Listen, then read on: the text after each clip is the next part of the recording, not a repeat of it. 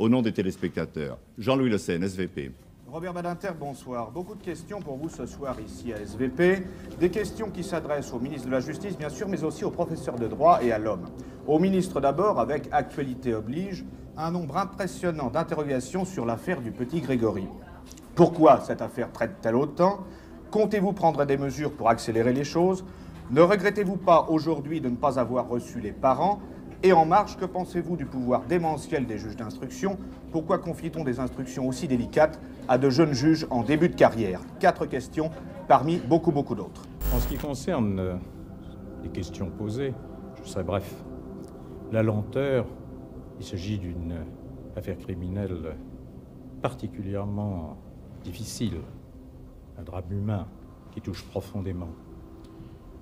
J'aimerais qu'on se souvienne de tant d'affaires judiciaires importantes, comme ça, dans des milieux assez fermés. Et je pense en particulier à l'affaire Dominici. Ça n'est pas facile, vous savez, la recherche de la vérité.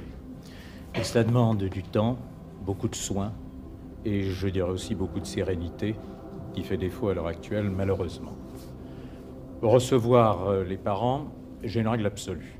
Depuis que je suis garde des Sceaux, je ne reçois jamais, je dis bien jamais, aucun avocat d'aucune partie, dans aucune affaire, pas plus qu'aucune des parties. Le juge d'instruction, eh bien, je dirais qu'il est là, il est présent, il est mêlé au crime, il est mêlé aux faits divers, alors on parle plus de lui. Mais je le dis très clairement et dès le départ, je suis excédé et du procès qu'on fait à la justice française et de son injustice, et du procès qu'on conduit actuellement à l'encontre des juges d'instruction. Je tiens quand même à rappeler que ce sont des hommes qui exercent une fonction difficile, que ce sont des hommes qui ont des nuits difficiles avec de grands problèmes de conscience, que ce sont des hommes, on l'oublie parfois, qui payent de leur vie, leur courage dans l'exercice de leurs fonctions. Je veux rappeler aux téléspectateurs que les magistrats morts dans les dernières années, ce sont 2 juges d'instruction. C'est le juge Renaud et le juge Michel. Et les mêmes journaux que je vois aujourd'hui s'impatienter à propos de tels juges d'instruction, je rappelle combien ils font, à juste titre cette fois-là, l'éloge de tel ou tel de ceux qu'ils appellent des petits juges. Alors justice aussi pour les juges d'instruction. Bonsoir, monsieur garde des Sceaux. Bonsoir, monsieur.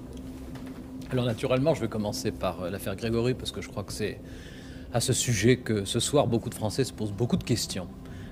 D'abord, pour que les choses soient bien claires, est-ce que dans cette affaire, de près ou de loin, vous-même êtes intervenu? Est-ce que vous avez donné des instructions au parquet, par exemple? Enfin, est-ce que Robert Badinter a eu, d'une manière ou d'une autre, à intervenir en quoi que ce soit?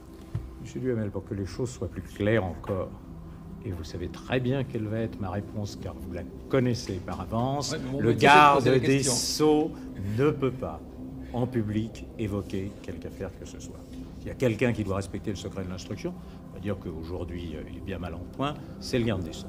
Donc, exclu de parler d'une affaire en cours d'instruction, et pour que ce soit plus clair encore, vous le savez, exclu aussi de commenter quelque décision de justice que ce soit. Or, dans les décisions de justice, il y a les mises en détention provisoire, comme il pourrait y avoir des ordonnances de non-lieu. Ça, c'est le respect de l'indépendance des magistrats. Loi absolue, je ne déroge pas. Navré de vous décevoir. Alors, je vais quand même essayer un certain nombre de choses, puis on va bien voir.